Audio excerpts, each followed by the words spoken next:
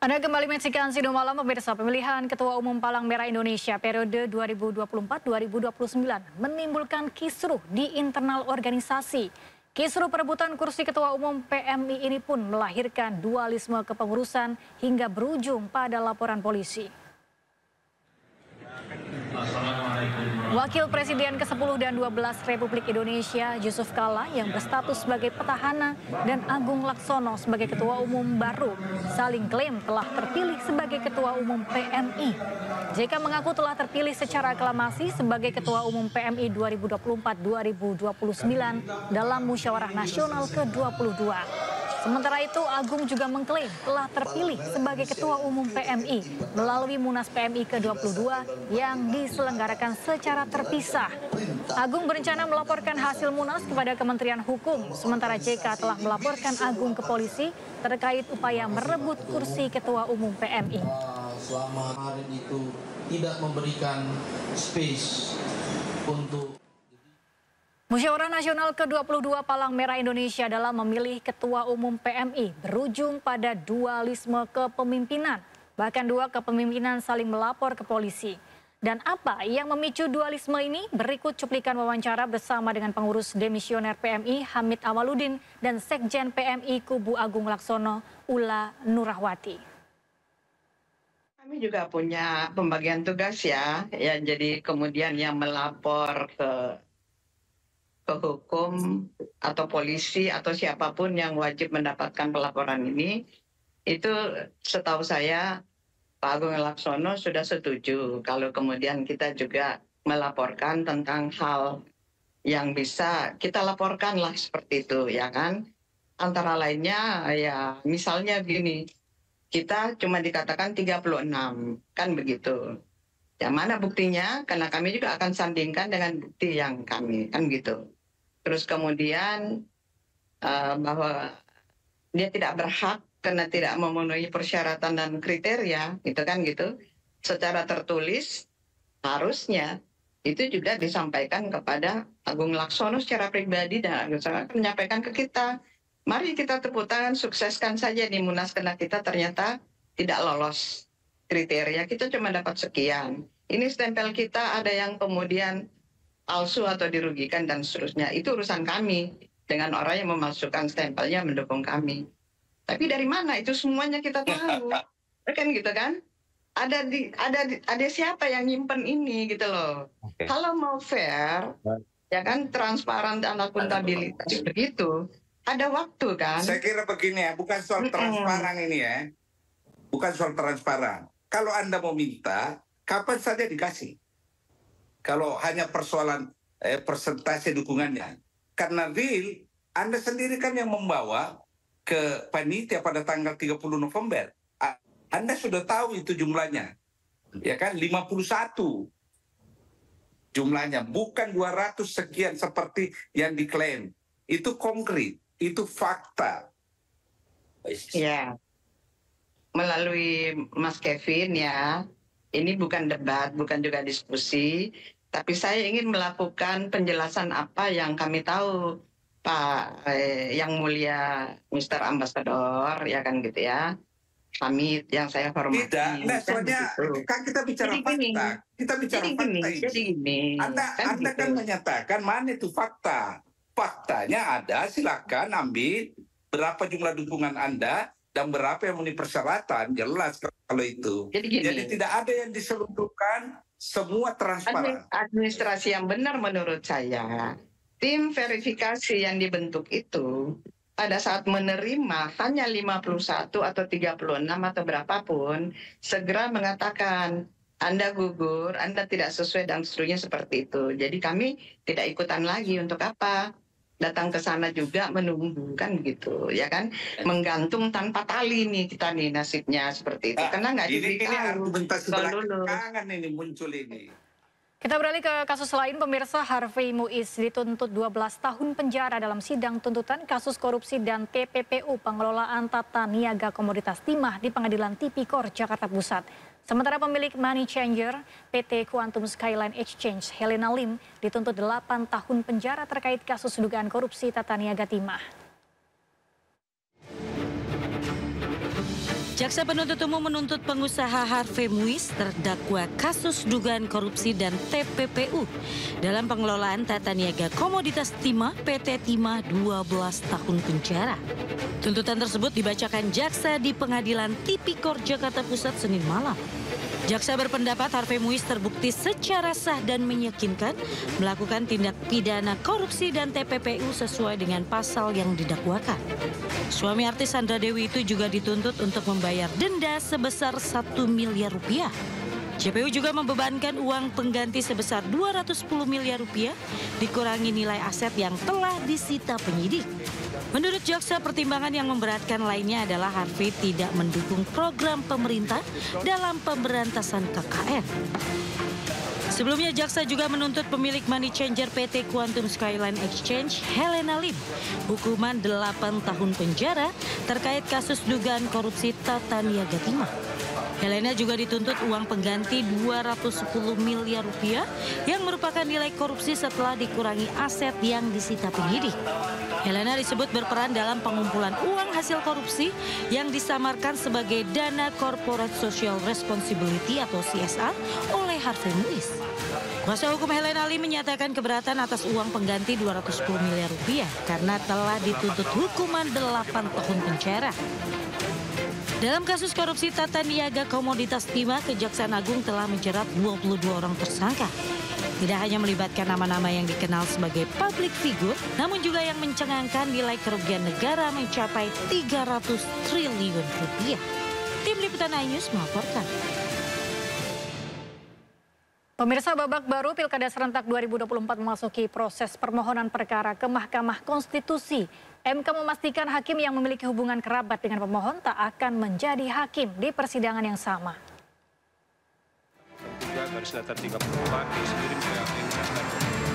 Permohonan perkara hasil Pilkada Serentak ke Mahkamah Konstitusi sudah dibuka baik tingkat provinsi maupun kabupaten kota.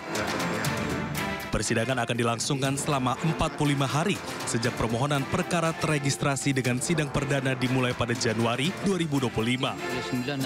Sama seperti pada saat persidangan perkara pemilu presiden dan pemilu legislatif yang lalu, hakim yang memiliki hubungan kerabat dengan pemohon tak akan menjadi hakim dalam persidangan yang sama sesuai Undang-Undang Kehakiman. Prof, apakah aturannya akan sama seperti Pilpres dan Pileg kemarin untuk hakim yang mungkin punya kekerabatan dengan pemohon tidak akan disidangkan di persidangan yang sama? Ya, jika ada ya tetap sama, karena Undang-Undang Kekuasaan Kehakiman kan tidak membedakan terhadap perkara yang seperti apa. Sepanjang perkara itu menjadi kewenangan Mahkamah Konstitusi atau badan peradilan di luar MK pun kan sama ketentuannya. Bukan perkara jenis apa, tapi disitulah konflik of interest itu melekat kan. Jadi tidak membedakan perkara apa. Sepanjang ada kepentingan yang berbenturan ya nanti perlakuannya sama. Hingga Senin siang, pemohon perkara Pilkada Serentak telah berjumlah total 152 dari tingkat kabupaten kota bagi para pemohon yang melakukan registrasi secara langsung maupun secara daring. Dari Jakarta, Jen Cahyani, Andri Setiawan, iNews melaporkan. Tim kuasa hukum Ridwan Kamil Suswono menjadi paslon pertama di tingkat provinsi yang datang ke MK untuk mengajukan gugatan. Tim Ridho tak terima dengan hasil pilkada dan menuding ada kecurangan di balik proses pilkada Jakarta.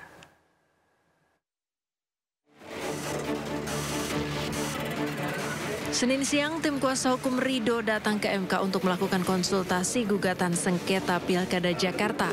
Tim kuasa hukum Ridho menjadi pemohon pertama dari tingkat provinsi yang datang ke MK untuk mengajukan gugatan. Perihal poin gugatan, tim kuasa hukum Ridho tidak menjabarkannya, namun memastikan pihak tergugat dalam sengketa pilkada ini merupakan KPU dan pihak Pramono Anung serta Rano Karno. Ini banyak sekali buktinya, banyak sekali saksinya, banyak sekali ahlinya yang akan membantu permohonan ini agar pasangan Ridho mendapatkan keadilan untuk bisa di Pilkada DKI Jakarta ini. Sebelumnya, tim sukses Ridwan Kamil Suswono minggu kemarin menyampaikan sejumlah keberatan pada KPUD Jakarta, salah satunya soal form C6 yang tidak maksimal terdistribusi ke masyarakat dan menjadi penyebab partisipasi pemilih rendah. Tim ses RK Suswono juga menuding sejumlah anggota KPPS dan PAM TPS mencoblos belasan kertas suara ke pasangan nomor urut 3. Dari Jakarta, Jen Cahyani, Andri Setiawan, iNews melaporkan. Usai dilepas PDIP, publik menanti arah politik berikutnya Presiden ke-7 Republik Indonesia Joko Widodo. Sedikitnya 3 partai politik menyatakan kesiapannya menerima Jokowi untuk menjadi bagian dari keluarga besar mereka.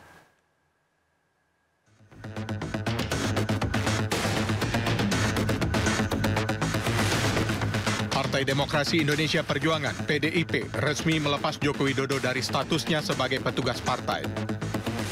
Sejumlah partai politik pun ramai-ramai mulai mencoba memenangkan hati Presiden ke-7 Indonesia ini untuk bergabung.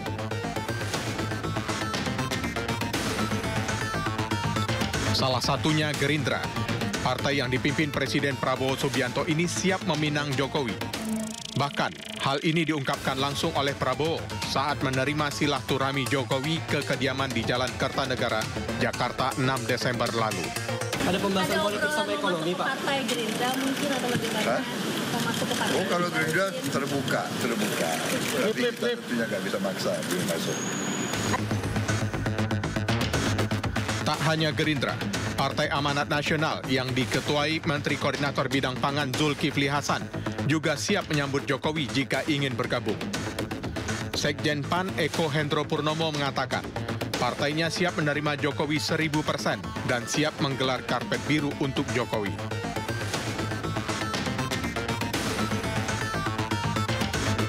Partai lainnya yang siap menerima Jokowi dengan tangan terbuka yakni Partai Golkar. Bahkan isu Golkar siap menerima Jokowi sebagai bagian dari keluarga besarnya mencuat jelang pengumuman kepengurusan baru Golkar di bawah Ketua Umum Bahlil Lahadalia Agustus 2024. Meski demikian, Ketua DPP Partai Golkar Dev Laksono kembali menegaskan, Jokowi adalah tokoh bangsa yang memiliki daya jual yang luar biasa kepada siapapun. Kini publik pun menunggu kemana Jokowi menetapkan pelabuhan politik berikutnya. Tim Liputan iNews melaporkan.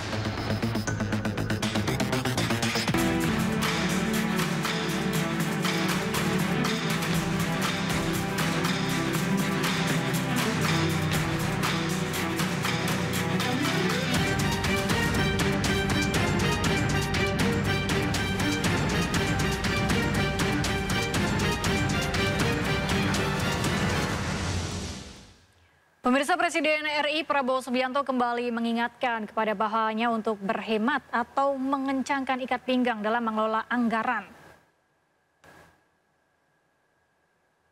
Hal tersebut disampaikan Prabowo dalam penyerahan daftar isian pelaksanaan anggaran atau DIPA tahun 2025 dan buku daftar alokasi transfer ke daerah tahun anggaran 2025 di Istana Negara siang tadi. Prabowo mengatakan agar bawahannya mengurangi kegiatan-kegiatan yang bersifat seremonial serta memastikan setiap rupiah yang dikeluarkan harus sampai ke tangan rakyat. Saudara-saudara sekalian, belanja negara harus kita lakukan dengan meningkatkan efisiensi, penghematan di semua bidang, mengurangi pemborosan. Kita sekarang dalam rangka kita waspada menghadapi tantangan yang tidak menentu, kita harus ikat sabuk-sabuk kita. Kita harus, sekali lagi saya tekankan, hemat. Berikutnya, pemirsa, Ketua Umum Kamar Dagang dan Industri atau Kadin menekankan pentingnya investasi asing untuk menciptakan lapangan kerja di dalam negeri. Ketua Umum Kadin Indonesia Anindya Bakri menegaskan bahwa investasi asing perlu didorong seluas-luasnya untuk menciptakan lapangan kerja baru. Untuk itu, dalam Kadin Indonesia mendorong adanya upaya pemerintah dalam perluasan mitra strategis perdagangan dan investasi berkelanjutan. Dalam hal ini juga dapat mendukung pertumbuhan ekonomi 8%. Selain itu, kesepakatan kemitraan strategis juga dapat membangun ekonomi yang lebih kuat dan bekerja sama dalam menanggulangi tantangan global.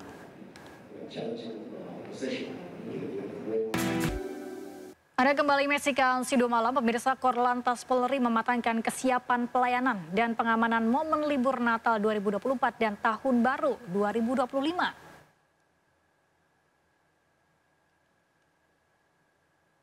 Kakor Lantas Polri Irjen Pol Aan Suhanan mengatakan, berdasarkan prediksi Kementerian Perhubungan, terjadi peningkatan jumlah kendaraan sebesar 2,80% dibanding perjalanan Nataru tahun lalu.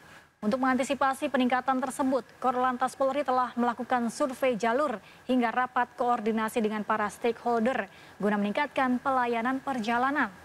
Selain berkoordinasi dengan pihak terkait, Korlantas Polri juga sudah memetakan 3 klaster yang akan menjadi perhatian utama. Tahun ini ada peningkatan yang 2,80% lah dari tahun lalu. Masyarakat Indonesia akan melakukan perjalanan, ya, baik itu perjalanan wisata, kemudian bisa mudik, kemudian beribadah, maupun perjalanan rutin, ya, pekerjaan. Nah, ini kita harus antisipasi. Semua ini kita persiapkan mulai dari kemarin rapat-rapat koordinasi dengan seluruh stakeholder. Nanti kita akan melakukan simulasi, tactical floor game. Pokoknya kesiapan ini sudah kita matangkan, dan ini kita harus bersinergi dan berkolaborasi dengan seluruh stakeholder pemangku kepentingan. Pemirsa, Asnawi Mangkualam menjadi pencetak gol krusial dalam kemenangan Indonesia atas Myanmar pada laga pembuka Grup B Asian Cup 2024. Pemain yang membela Port FC ini mengatakan bersyukur bisa meraih poin penuh di kandang Myanmar. First of all, I want to say thank you to fans, and because he can come to stadium for support us, and then I will say thank you to all players for work out today, and coaching staff. I'm so happy tonight today because we can get 3 points in away game, and we know this game is very difficult because the first game in tournament always difficult in tournament if for first game, but we can do it today. Yeah, we're training about this, and then we can score the goal, and then we can get 3 points today.